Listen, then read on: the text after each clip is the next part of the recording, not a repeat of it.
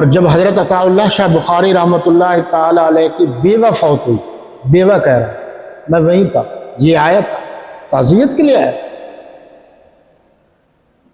کہتا ہے مجھے ان سے محبت تھی، وہ تقریر بھی ان کے پاس تھی، اگرچہ وہ تقریر بعد میں انہوں نے نہیں دی، لیکن وہ ایک ظاہری طور پر یا جو بھی اخلاق رکھتا تھا۔ پیر نے کہا، اچھا پیر تھا، سچا پیر تھا، پیر نصیر الدین نصیر کی بات کر رہا، اس نے آ کر دیکھا اور اس پر آیا۔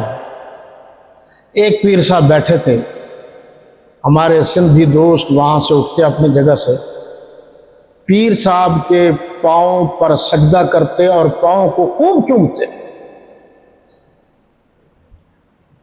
پیر صاحب یعنی پیر نصیر الدین نصیر بڑے جلالی ٹائپ کے آدمی تھے، دیکھتے رہے دیکھتے رہے دیکھتے رہے، آخر ان سے رہ نہ گیا۔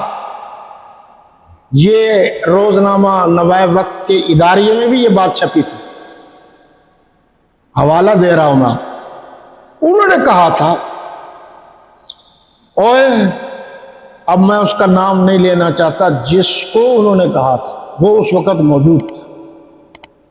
انہوں نے کہا، اوئے اتنے سجدے کرا جتنا کل جہنم کی آگ برداشت کر سکے، تو اتنے سجدے کرا جتنا تو کل کو جہنم کی آگ برداشت کر سکے۔ یہ ہوتے ہیں پیر جو سچی بات موقع پر کہتے ہیں۔ نیک لوگوں کو ہم نے بھلا دیا ہے، خواہ وہ بریلوی مسلک میں ہے یا دیوبندی مسلک میں۔ دیوبندی بھی 2 نمبر ہو گئے ہیں، بریلوی ترقی کر گئے ہیں، وہ رافضیت کی طرف بہت زیادہ آگے چلے گئے۔ اللہ سب کو ہدایت دے، آگے چلے، مزاروں پر دوال ڈالتی، شہباز کرے پرواز تو جانے راز دلا دو۔ یہ شہباز پر پورے ملک سے مجمع اکٹھے کر کے وہاں نشے ہوتے ہیں، وہاں دھواں ہوتا ہے، پتھروں پر جناب طواف کرائے جاتے ہیں۔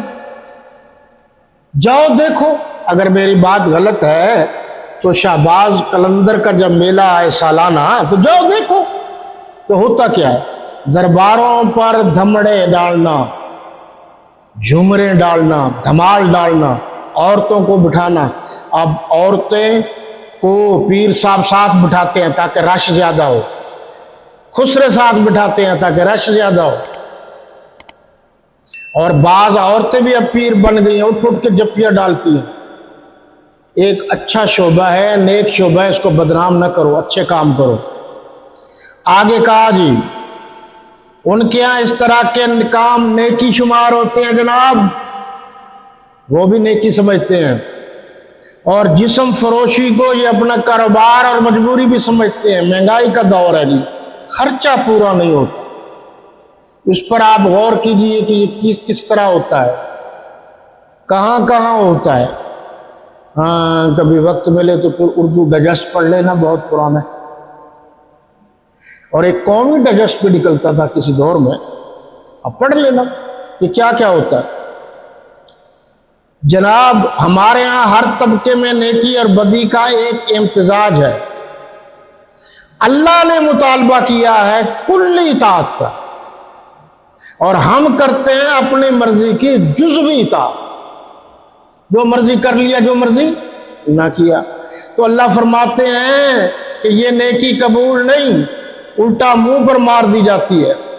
ایک اور بات جو میں کہنا چاہتا تھا، اب میری بچت ہو گئی کیونکہ بہت سارے لوگ مجھ پر زیادہ اعتراض کرتے ہیں۔ بچت بے ایمانہ کہ اب یہ ڈاکٹر اسرار صاحب نے لکھی ہے، میں نہیں کہہ رہا، سیٹھ صاحب، چودھری صاحب، بڑے صاحب، ملک صاحب، مار صاحب، فلاں صاحب ہر سال عمرہ کو جاتے ہیں، حاجی صاحب۔ اب یہ نہیں معلوم کہ ہر سال عمرہ پر جو جاتے ہیں یہ حلال کی کمائی سے جاتے ہیں یا حرام کی کمائی سے۔ رمضان المبارک میں یہی حاجی 10 روپے کی چیز 100 روپے میں بیچتے ہیں، اور بیچتے بیچتے کہتے جلدی کرو جی جماعت نہ نکل جائے، دھوکہ دیتے ہیں تم مسلمانوں کو۔ آپ دیکھیں فراڈ کا طریقہ کیا ہے، حج بھی کرتے ہیں، عمرے بھی کرتے ہیں، حاجی بھی ہیں۔ کوئی مر جائے تو کفن بھی لے کر اس پر ڈالتے ہیں۔ اب یہ کون بتائے کہ کفن جو لے کر جس مردے پر ڈالا جاتا ہے، اس مردے کو مردہ بنانے والا، یہاں تک پہنچانے والا تو یہی ہے۔ اب ہم مسلمانوں کو، شریف مسلمانوں کو دھوکہ دینے کی یہ جماعت نہ نکل جائے اور ادھر سے 10 روپے کی چیز 100 روپے میں۔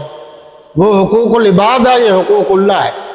یہ نہ کہنا کہ میں کوئی جماعت کا انکار کر رہا ہوں، یعنی لوگ دھوکہ دیتے ہیں حقوق العباد کو چکر دینے کے لیے، مسلمانوں سے نماز کا نام لیتے ہیں۔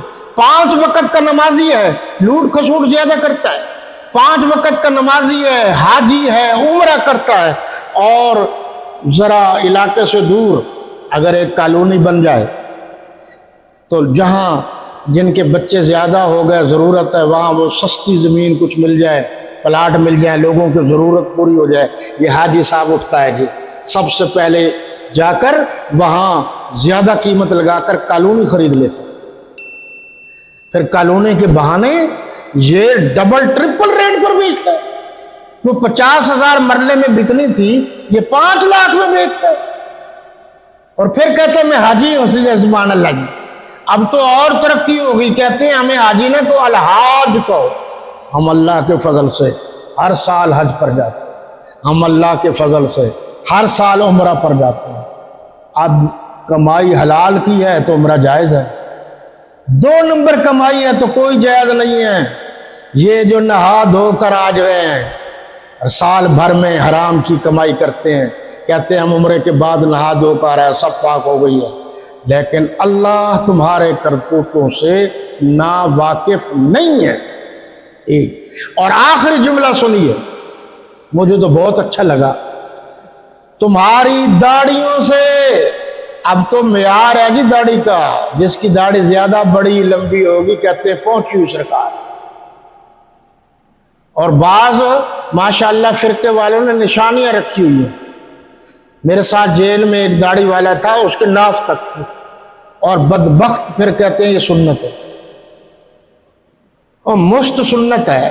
آپ کو پتہ نہیں ہے جب طالبان کی حکومت آئی تھی افغانستان میں، انہوں نے ایک آرڈر جاری کیا، اس آرڈر میں یہ بھی تھا کہ جس کی داڑھی سجدے میں زمین پر لگے، یعنی مشت سے زیادہ ہو وہ کاٹ دو۔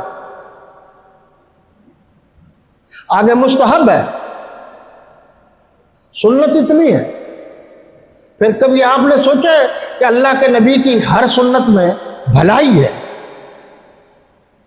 اور یہ جو موٹر سائیکل پر چڑھتے ہیں اور اتنی بڑی داڑیاں رکھتے ہیں، فخر محسوس کرتے ہیں، بال ادھر بھی جا رہے ہیں ادھر بھی جا رہے ہیں، وہ تو برا لگتا ہے آدمی۔ سید ابو معاویہ ابو ذر بخاری عطا اللہ شاہ بخاری کے بیٹے، میں حوالے بھی دے رہا ہوں، وہ کہتے تھے داڑھی کو داڑھی سمجھو، چھانگا مانگا کا جنگل نہ سمجھو، دھو بھی صحیح، تیل بھی لگاؤ، کنگا بھی دو، اور مشت سے زیادہ ہو تو کاٹ دو، بس یہ لفظ کہہ رہا ہوں ان کو۔ تو لہذا مشتق ہے، اس سے آگے ہمارا مستحب عمل ہے، مستحب عمل نہ کیا جائے تو کوئی فرق نہیں، پرسش نہیں ہوگی انشاءاللہ۔ تمہاری داڑھیوں سے، تمہارے اماموں سے، اماموں سمجھتے ہیں پگڑیاں، آج کل تو پگڑیوں کے بھی علیحدہ علیحدہ رنگ ہیں، پتہ چلے یہ فلاں بزرگ کی نسبت ہے۔ پگڑی سنت ہے، اور مولانا محمد یوسف لدھیانوی صاحب نے آپ کے مسائل اور ان کے حال میں لکھا ہے کہ اگر پگڑی نہ ہو، صرف ٹوپی ہو تو سنت ادا ہو جاتی ہے۔ یہ جو بعض لوگ طنز کرتے ہیں غلط ہے، صرف ٹوپی ہو سنت ادا ہو جاتی ہے، صرف پگڑی ہو سنت ادا ہو جاتی ہے، اور اگر کپڑے کی ٹوپی ہے اور اوپر باقاعدہ پگڑی باندھی جائے ٹوپی کے اوپر، سنت ادا ہو جاتی ہے۔ فتویٰ مت لگائیں اماموں سے، تمہاری ابا و کبا سے، یہ شورش کشمیری کے یہ لفظ کہتا تھا، ابا کبا۔ ابا کا معنی ہے یہ خوبصورت پگڑی، کبا کا معنی یوں سمجھو جسے ہم اچکن کہتے ہیں۔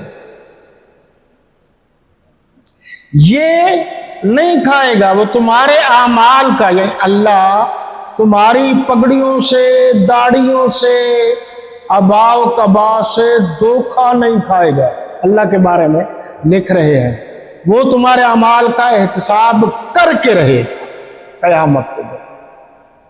میرے خیال میں اس کے بعد کسی چیز کے کہنے کی ضرورت نہیں ہے۔ یہ ڈاکٹر صاحب نے لکھا ہے، یہ ہمارے بزرگوں نے لکھا ہے، اور میں نے بزرگوں کے حوالے دے دیے ہیں۔ آج ہم نے اللہ کے فضل و کرم اور اس کی مہربانی سے رکوع نمبر 10 سورہ البقرہ کا مطالعہ کیا ہے، باقی انشاءاللہ آئندہ